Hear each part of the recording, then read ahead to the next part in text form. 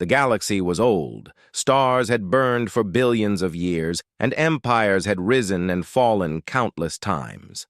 Great fleets roamed the void, carrying banners of powers that had ruled for so long, they believed their dominion would last forever.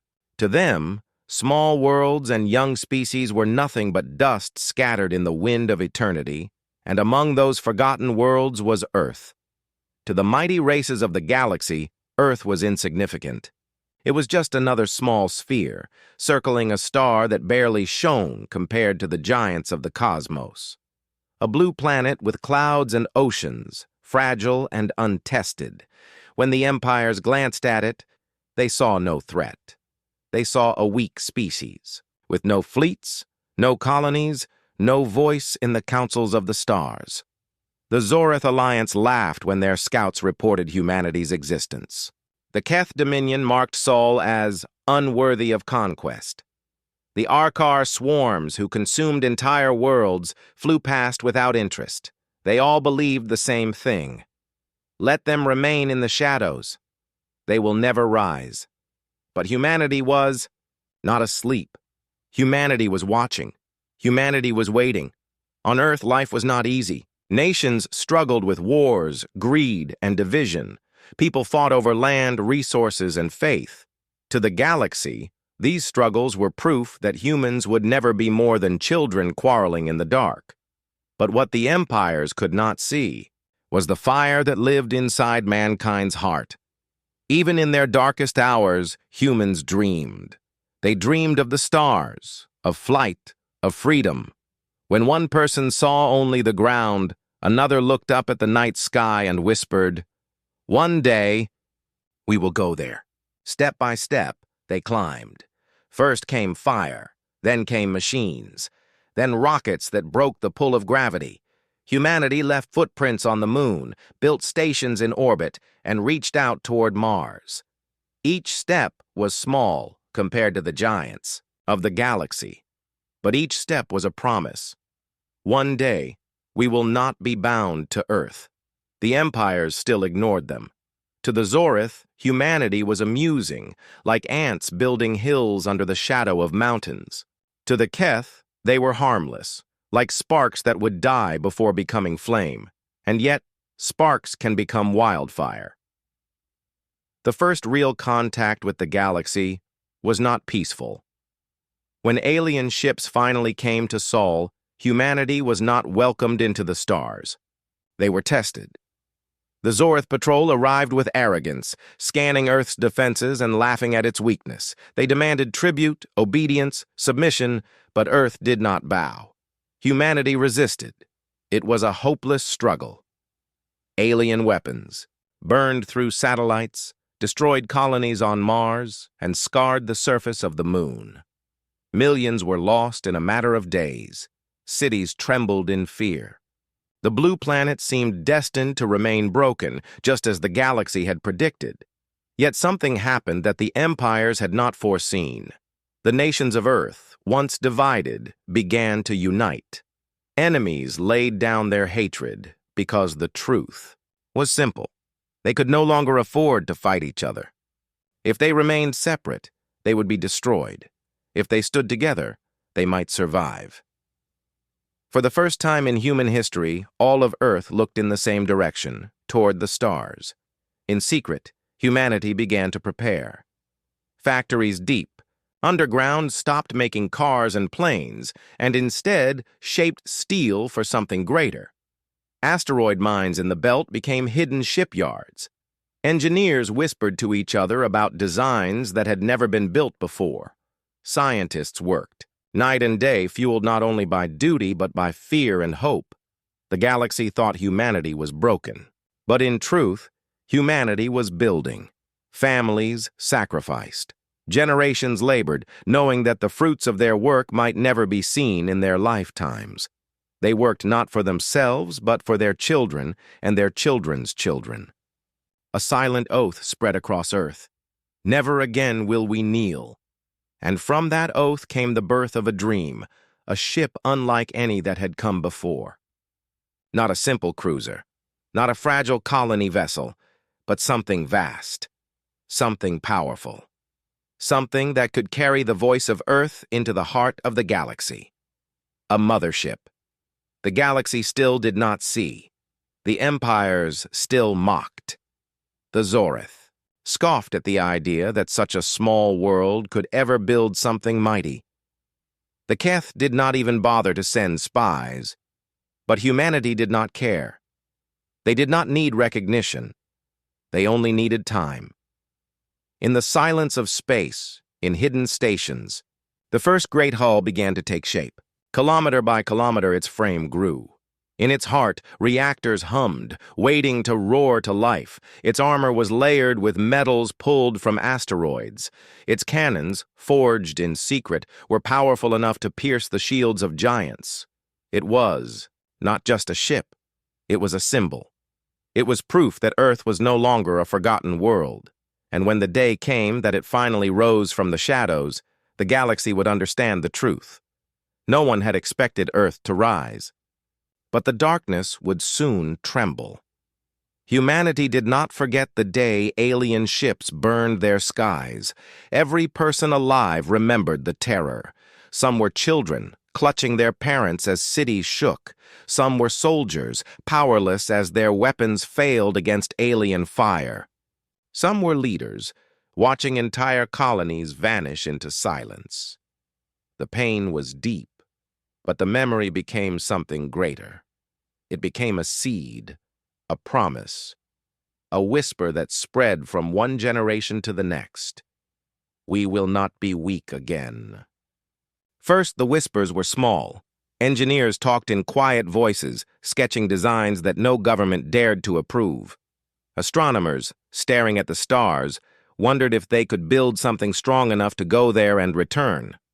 Soldiers whispered of weapons powerful enough to defend not just a nation, but a world. Even children whispered, pointing at the sky. One day, we will have ships too. The world, once divided by borders, began to change. Nations that once threatened each other now shared secrets. Old enemies began to trade technology instead of gunfire.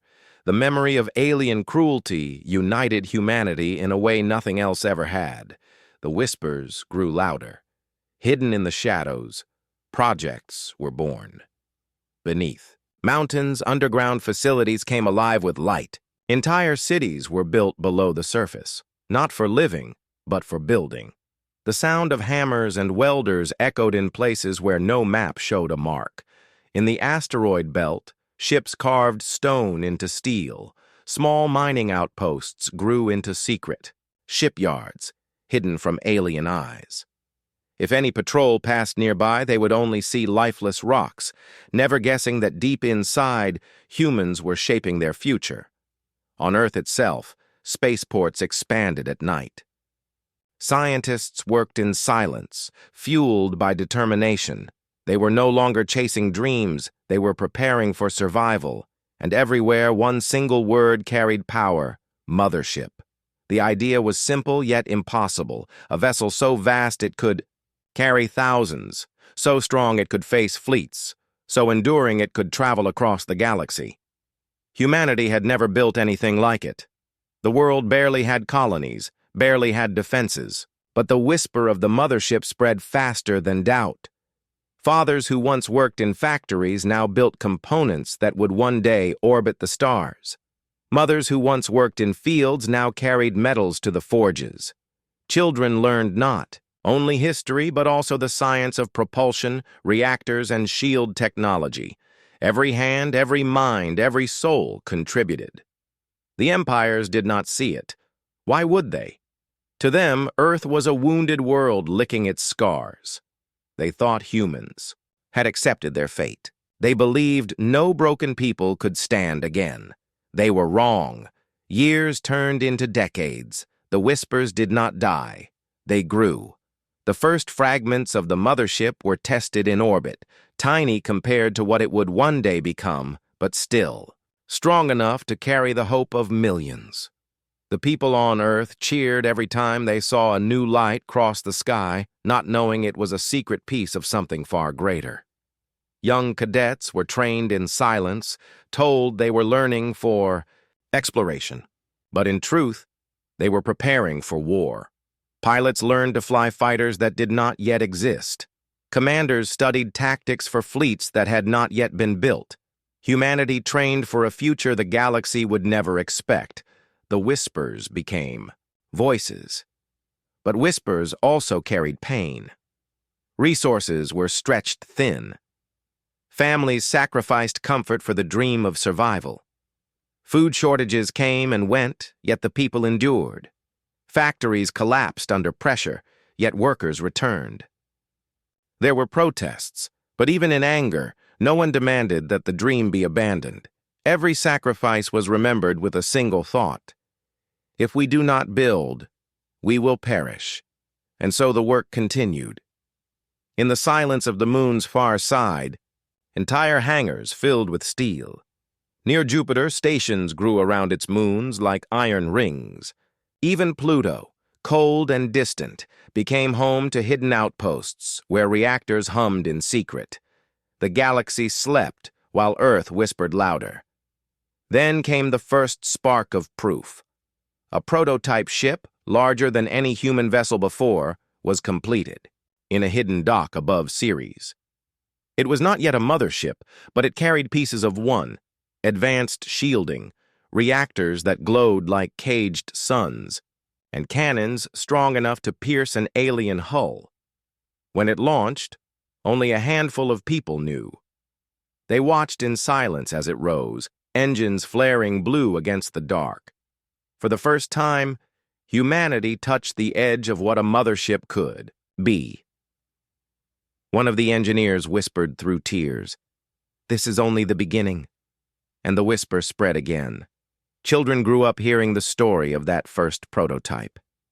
To them, it was no longer a secret. It was a legend.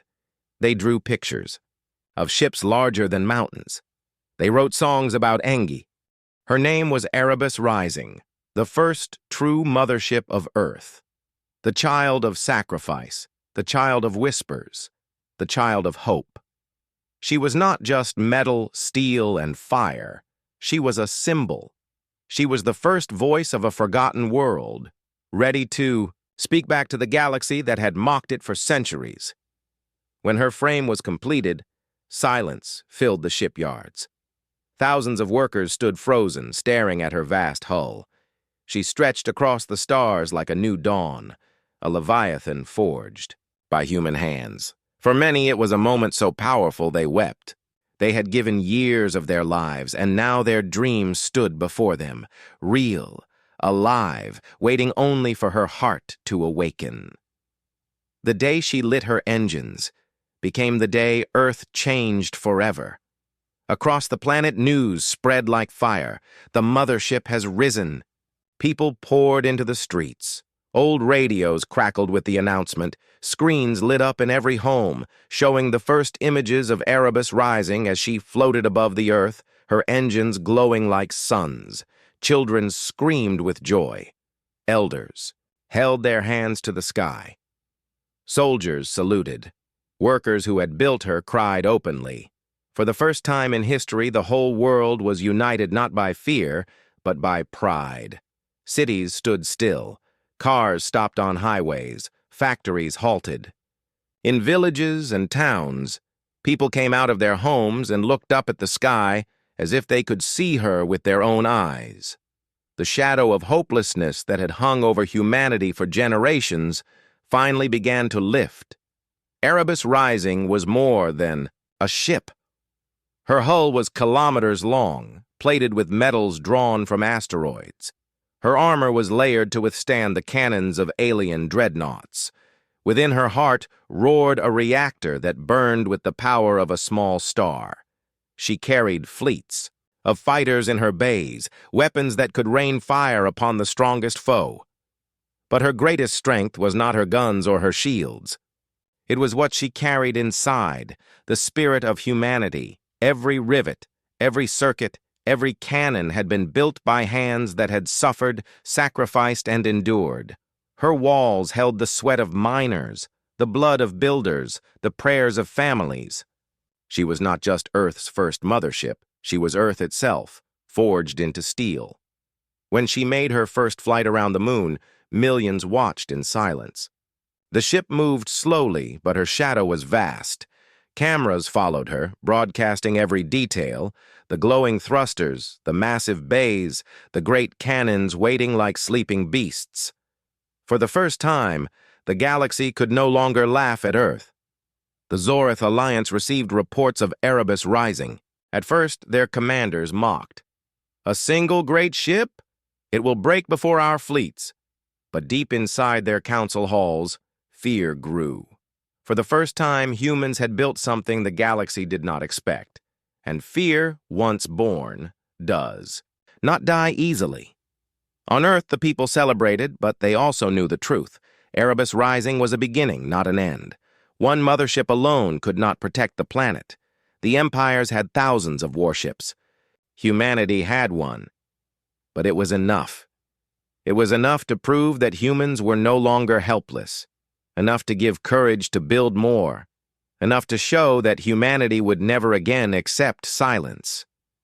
Inside the mothership, her crew trained endlessly. They were the best of Earth, the bravest pilots, the sharpest engineers, the most devoted commanders. They walked her vast corridors with awe, often running their hands along the walls as if to remind themselves she was real, to serve aboard. Erebus Rising was not just duty, it was destiny. Captain Arya Kalin, chosen to lead her, stood on the bridge during the first test of weapons. She gazed out at the stars through the vast windows and whispered softly, "We are no longer the forgotten." Her words spread among the crew, and soon became a saying repeated everywhere. "We are no longer the forgotten." But not everyone felt only pride. There was also fear. Families worried for their sons and daughters who would serve aboard her. Workers wondered if the ship would draw the wrath of alien fleets. Some leaders whispered that Earth had awakened something dangerous. Yet, even with fear, no one turned away. They knew that without the motherships, there would be no future. Humanity could not hide forever. The stars were waiting, and the empires would not ignore Earth for long. When Erebus Rising returned from her first voyage beyond Mars, the entire planet erupted with cheers. She had faced the cold of the void, the storms of radiation, and returned, stronger. In every city, fireworks lit the skies. On the plains of Africa, people danced. In the frozen tundras, families lit fires and sang. On the islands, children carved her name into sand. Across the world, people celebrated not as nations, but as one people. It was the first time humanity truly felt united. The ship had given them something they had never had before, a single future. The galaxy still doubted. The empires still believed. Earth would fall when tested, but deep inside the hearts of humanity, the flame was no longer a whisper. It was burning. Erebus Rising had proven the impossible.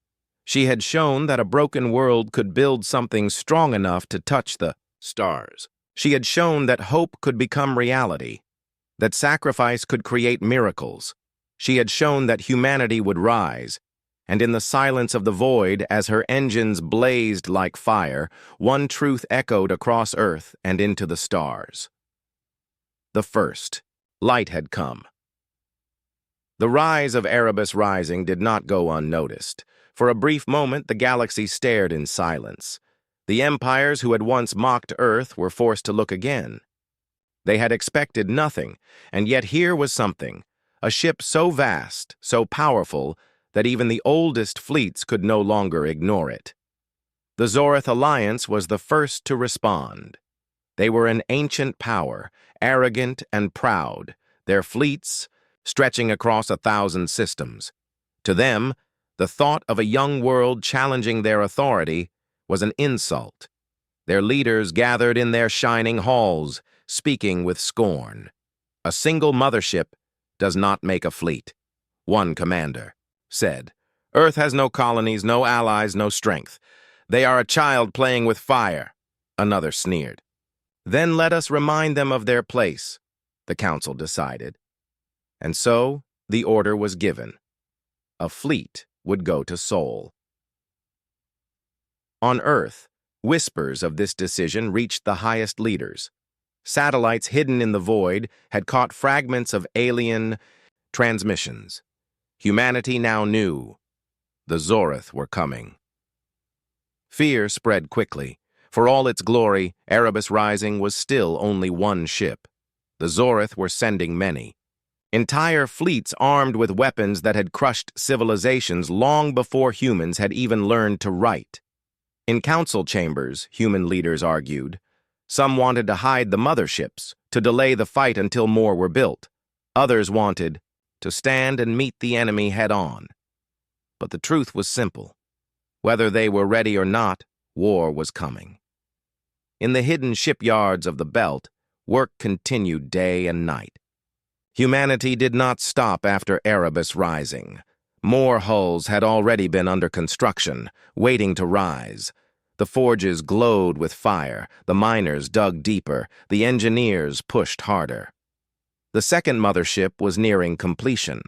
Her name would be Helios Ascendant. Where Erebus carried the weight of sorrow and survival, Helios was a promise of fire and strength.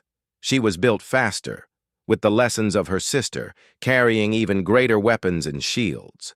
And behind her, too, more frames were already growing in silence. Iron Dawn. Silent Horizon. Humanity was not building one miracle. They were building an armada. Still, the people of Earth lived with fear. Families watched the sky, wondering when alien shadows would return. Children who once cheered now asked their parents, "Will the motherships protect us?" The parents had no answers, but in their hearts they prayed that the answer would be yes. On the decks of Erebus Rising, Captain Arya Kalin stood with her crew. She knew the enemy was coming. She could see it in the reports, in the patterns of space, in the tense faces of every officer. And yet she also saw something else. Courage. Her crew did not tremble. They were ready. She told them, with calm strength, "The galaxy believes we are weak. They believe we will break. Let us show them what it means to be human." Her words became fire in their hearts. The storm grew closer. Days turned into weeks, and the Zoreth fleet crossed the stars toward Sol. They were arrogant, traveling slowly, not even hiding their approach. They believed Earth would crumble before they arrived. But humanity was not idle. In every city, defenses were prepared. Civilians were evacuated to shelters. Factories worked without rest. The shipyards raced against time, pushing Helios Ascendant to completion. Her engines were not fully tested, her weapons not fully calibrated, but she would fly. She had to. On the moon, soldiers drilled in silence. Fighter pilots practiced until their bodies ached, learning every maneuver that might give them a chance against alien craft. Engineers tested railguns, plasma cannons, and torpedoes, praying they would hold when the storm arrived. Everywhere, the same thought echoed. We will not be broken again. And then, the first signs appeared. Scouts at the edge of the system reported movement. The Zoreth fleet had entered, dozens of warships, larger than anything humanity had faced, advancing without fear. Their signals filled the void with arrogance. Earth, surrender. You are nothing. You have one ship. We have thousands. Kneel and we may let you live. But Earth did not reply. Instead, in the silence of space, two motherships prepared. Erebus Rising and Helios Ascendant stood side by side above Earth, their hulls glowing with readiness. For the first time, the people of Earth saw more than one guardian in the sky. They saw a beginning of... The storm finally came. The Zoreth fleet entered the solar system like a wave of darkness. Their ships were vast and cruel, built to crush, not to protect. Dozens of warships, each one larger than the cities of Earth, advanced without fear. Their Engines burned like hungry suns. Their weapons glowed with the promise of destruction. For centuries, these ships had brought death to world after world. No one had stood against them. No one had dared. And now they believed Earth would be different. Their commander's voice echoed across the system, sharp and filled with arrogance. Humans, surrender your ships. Kneel before the Zorith. Your world is nothing. Resist, and you will be ashes. But Earth did not answer. Instead, the silence of the void was broken by two titans, Erebus rising and Helios ascendant. The people of Earth watched from below. On every screen, in every shelter, in every city, eyes turned upward. They saw their motherships ignite their engines, their hulls shining against the black of space. For the first time, humanity was not waiting helplessly. They were standing. The first shot was fired by the Zorith. A beam of green energy cut across the void, smashing through a human defense station near Titan. In seconds, the station was gone. Torn apart into a cloud of burning fragments, fear rippled across Earth. But the motherships did not retreat. Erebus Rising answered with her cannons. Massive railguns, forged in secret, thundered in silence. Slugs of metal, moving faster than light itself, slammed into the nearest Zorith cruiser. Its shields flared, cracked, and then shattered. In a burst of fire, the alien ship split apart. Toa was the first time in history a human weapon had destroyed an alien warship. And when the people of Earth saw it, they roared with hope. But hope was not victory. The Zorith fleet responded with fury. Dozens of beams, missiles, and plasma storms rained down on the motherships. Erebus trembled under the impact, her shields glowing white from the strain. Helios returned fire, her bays unleashing swarms of fighters. Tiny human craft darted into the storm, weaving between alien ships, striking with missiles and lasers. Many were destroyed within minutes, burning into ash in the void. But they fought with fury, never retreating, never breaking. The pilots knew they were outnumbered, yet each one carried the same thought. If we fall for Earth. The battle raged near Titan, and the sky burned with light. Explosions rippled across the black like suns being born and dying. Entire moons shook as shock waves passed through space. From the ground on Earth, the battle was seen as streaks of fire in the night sky. Children pointed upward, asking their parents if the motherships were winning. Parents could only whisper prayers, their voices trembling with both fear and faith. In control rooms, leaders stared at maps filled with red enemy signals. For every alien ship destroyed, another pushed forward. The Zorith were too many, too strong, and yet humanity did not retreat. On the bridge of Erebus Rising, Captain Aria Kalin stood firm. Sparks flew across the consoles, alarms screamed, and the ship shook with every impact. Still, she gave her orders with calm determination. Hold formation, target their carriers, protect the Helios. Her crew obeyed without hesitation. They had trained for this moment. They had waited their whole lives for it. And now, they were living it. Helios Ascendant unleashed her fury. Her main cannon, charged with the energy of a star, cut through space and tore apart an alien destroyer. Her fighters swarmed like angry wasps, striking the Zorith ships again and again. But the cost was heavy. Hundreds of human pilots were lost. Dozens of smaller ships were destroyed. Erebus herself took blow after blow, her armor peeling away in chunks. The battle was not just war, it was sacrifice. Hours passed, and the fighting did not stop. Both sides bled across the stars. The once proud Zorith fleet found itself stalled, held back by a race they had once mocked. For every human ship they destroyed, two more stood in defiance. And then, something happened the Zorith had never expected. They began to retreat. It was not total. It was not defeat. But for the first time in their long, merciless history, they pulled back from battle. They had expected an easy victory. Instead, they had found resistance. Humanity had not won the war, but they had won something greater, a place among the stars. When the Zorith fleet withdrew beyond Titan, the people of Earth erupted with emotion. Cheers, tears, songs, prayers. Everywhere people celebrated. They had survived. They had fought. They had proved they were not helpless. But victory carried a price. Cemeteries grew. Families wept for those who had not returned.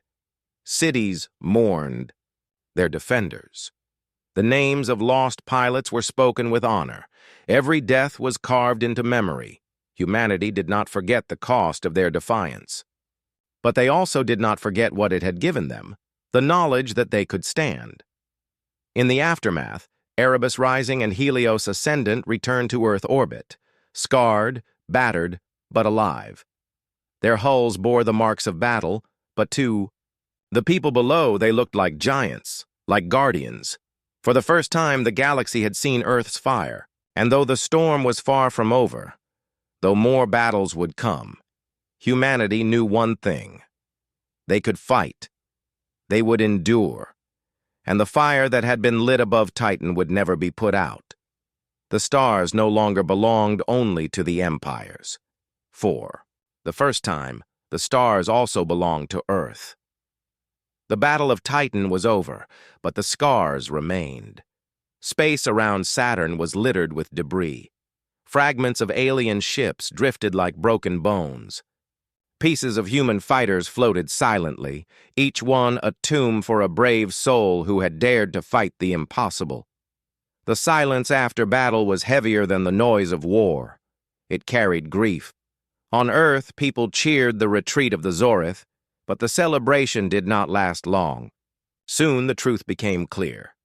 Thousands of pilots were gone. Hundreds of defense ships were lost. Even Erebus Rising and Helios Ascendant returned home wounded, their hulls cracked, their decks filled with smoke and blood. Victory had come, but it had come with a price. In cities across the planet, bells rang not in triumph, but in mourning. Families gathered in squares, holding candles for the ones who would never return. Names of the fallen echoed through the air, carried on voices, heavy with sorrow. A mother in Asia stood at her window, holding the last letter her son had sent before flying into battle. A father in Africa buried a medal in the soil, whispering prayers for his daughter, who would never walk the land again. Children asked their parents why their brothers and sisters were not coming home. Every home carried the weight of sacrifice. The people had dreamed of the stars, but now they understood the cost of reaching for them. On the bridge of Erebus Rising, Captain Arya Kalin walked among her crew. Many were injured, some permanently. Too many had empty seats where officers once stood. She carried herself with strength, but in her heart, she felt the crushing burden of command. Every order she had given had saved lives, but also cost lives. Late at night, when the stars outside the windows were quiet, she whispered to herself, "I will carry their names. I will not let them be forgotten." Her vow became the vow of the entire crew. For every life lost, they would fight harder. For every scar, they would rise stronger. The leaders of Earth faced their own burdens. The Zorith retreat had proven humanity's strength, but it had also painted a target on their world. The empires now knew Earth was not a silent planet. They would not ignore it again. More fleets would come, stronger, larger, merciless. The war had only begun. In council chambers, some leaders trembled. "We cannot survive another battle like Titan," they said. But others stood firm. "Then we will build more ships. We will stand ready." The decision was made.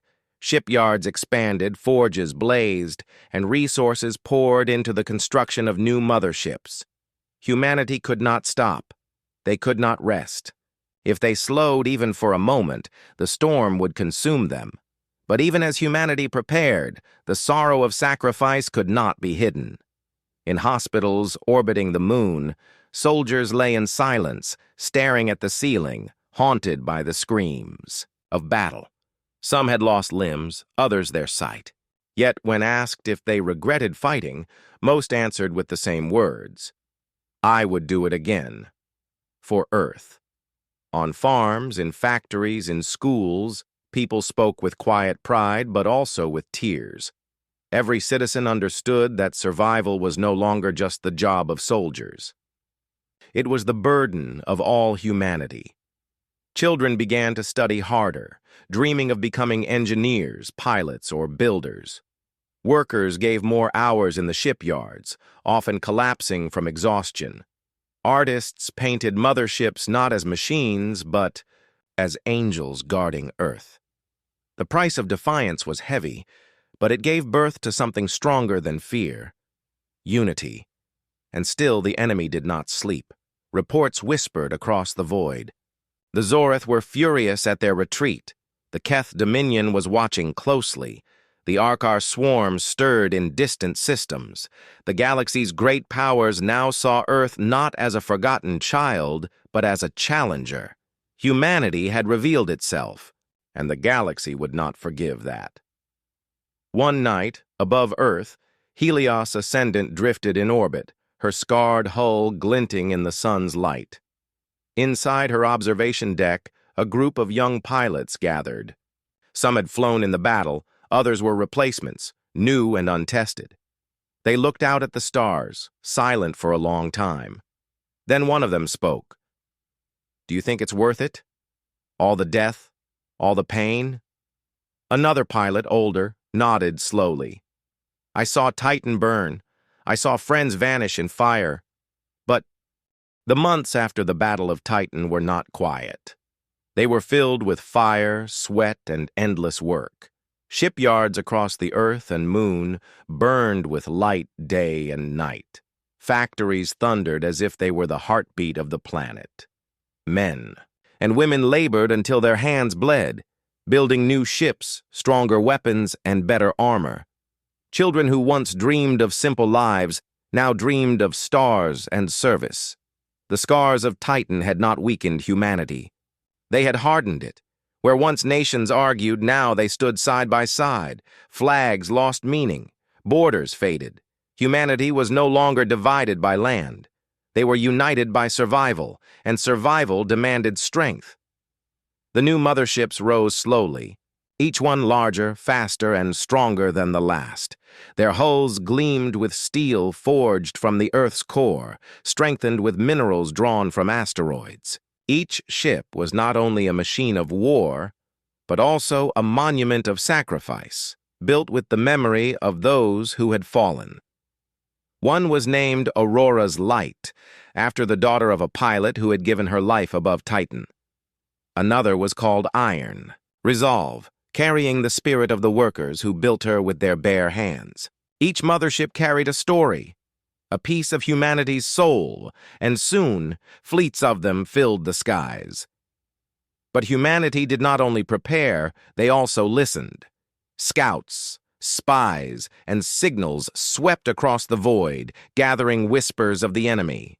The Zoreth were rallying, rebuilding their shattered fleet, swearing to return with vengeance. The Keth Dominion debated whether to strike while Earth was still fresh with wounds. The Arkar swarms stirred in the darkness, hungering for blood. Galaxy thought Earth was still fragile, still breakable, still easy prey, but they were wrong. It began with small victories. Human fleets ventured further from Earth, first to the asteroid belts, then to the edges of nearby systems. Where once they had been hunted, now they hunted. They destroyed pirate. Ships captured alien technology and freed enslaved human colonies that had been taken long ago by raiders. The people cheered with every return. No longer did humanity only mourn. Now, they celebrated. For the first time in history, Earth was not hiding. Earth was moving. The Zoreth felt the sting first. Their scouts entered Sol again, expecting an easy strike. Instead, they were met with walls of fire. Human destroyers cut them down with precision, and the mothership Aurora's light unleashed weapons that burned brighter than the sun. The survivors limped back to their masters with fear in their voices. "They have grown," one alien captain whispered before death claimed him. "Earth has risen," the message spread. Across the galaxy, rumors carried like wildfire. The humans were not fading. They were growing, but even as victories came, the shadow of loss still lingered. On the bridge of Erebus Rising, Captain Arya Kalin stood with Admiral Hayes, looking at maps of enemy movements. The glow of the stars reflected in their tired eyes. Both knew the truth. Every battle won only invited a larger one. "The tide is shifting," Hayes said quietly. "But the ocean is still against us." Arya nodded. "We must keep moving. If we stop, we die." Her voice carried no fear, only determination. She had seen too much death to be afraid anymore. The only choice left was forward, and forward they went. The first true counterstrike came when the human fleet entered the Kavarn Rift, a system long enslaved by the Zorith. For centuries, its people had lived in chains, their cries ignored by the galaxy. But when the human ships appeared, carrying the banner of Earth, the enslaved rose in hope. The battle was brutal. Human ships clashed with Zorith war cruisers in storms of fire. The skies burned red, debris rained across planets, and thousands died. But in the end, the chains were broken. The Kavarn people were free. When Arya walked upon their world, they knelt before her, tears streaming down their faces. "You are the light," they whispered. "The light in the darkness." For the first time, humanity realized they were no longer fighting only for themselves. They were fighting for all who suffered under the empires. This changed everything. Where? Once they had been a single world struggling to survive, now they became something greater. Refugees from broken worlds joined them.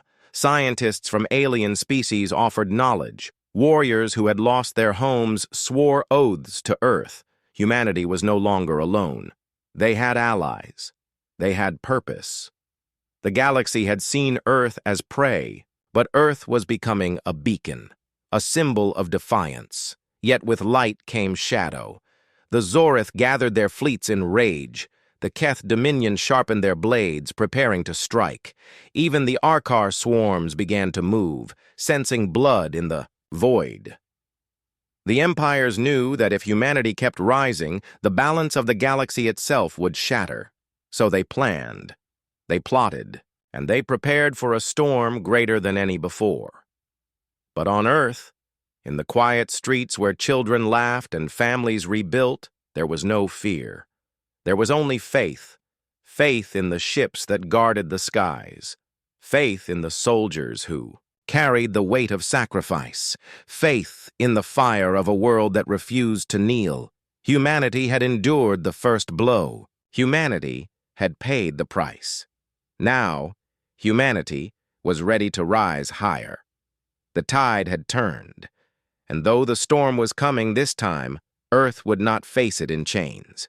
This time, Earth would face it standing tall, with fire in its heart and light in its hands. The storm finally came. It was not a whisper, not a shadow, but a fire that swallowed the stars. The Zorith fleets, the Keth Dominion armadas, and the endless swarms of the Arkar joined together in desperation. They believed Earth had become too dangerous. They believed that if humanity was not crushed now, it would never be crushed at all. So, they gathered everything. 1,000 war cruisers, endless waves of drones, titans of steel that had shattered empires before. Together, they moved toward Sol, ready to burn the little blue world from existence. The galaxy held its breath. On Earth, the people did not hide. They did not cower. They stood in silence watching the skies. Mothers held their children close. Old men touched the ground as if saying goodbye. Soldiers walked with steady steps into ships, knowing they might never return. Above them, the motherships. Rose Erebus Rising, Aurora's Light, Iron Resolve, Dawnbringer. Each one was more than steel. They were the heart of humanity, carrying the blood and hope of billions. Admiral Hayes stood at the center of the command bridge, his face carved with lines of age and burden. Beside him was Captain Arya Kalin, her eyes sharp but filled with quiet sorrow. They both knew the truth. This battle would decide everything. If we fall, Hayes whispered, Earth falls with us. Arya shook her head. No, sir. If we fall, Earth will rise again. That is what we've built. The fleets met at the edge of Sol. The darkness came first. Alien ships blocked the stars, their weapons glowing with hunger, their voices filled. The comms with threats, with mockery, with certainty of human destruction. And then the light answered. Human motherships emerged, engines blazing, weapons shining like newborn suns. They were not alone. Ships of freed species fought beside them. Fighters from Kavarn, cruisers from broken colonies, even tiny crafts flown by refugees, all joined in one cause. Together they stood against the storm. The battle began with fire. Waves of enemy drones swarmed forward, black clouds blotting the stars. Human fighters cut through them, weaving, striking, burning paths of light. Destroyers and frigates clashed in chaos, ships exploding like dying stars. Then came the giants. Zorith warcruisers unleashed beams that split space itself. Keth Dominion. Dreadnoughts roared forward, their armor thick as mountains. The Arkar swarms poured endlessly, clawing at ships like a living plague. The void screamed with death. On the bridge of Erebus Rising, alarms shrieked, shields flickered, hulls cracked. Still the humans fought on. Admiral Hayes stood tall, his voice calm despite the storm. Hold the line! Do not break! Arya shouted orders, her voice carrying over the chaos. Her ship moved like a blade, cutting through the swarm, leading squadrons with precision. She knew fear, but she also knew faith. Humanity had not come this far to die. Every soldier carried the memory of Earth within them, the forests, the oceans, the laughter of children. They fought not for conquest, but for survival, for home, for love, and that gave them strength. Hours passed. The stars burned with wreckage. Human ships fell, but so did enemy titans. Aurora's light was struck, its hull torn apart, yet it rammed itself into a Zorith dreadnought, destroying both in a blaze that lit the void.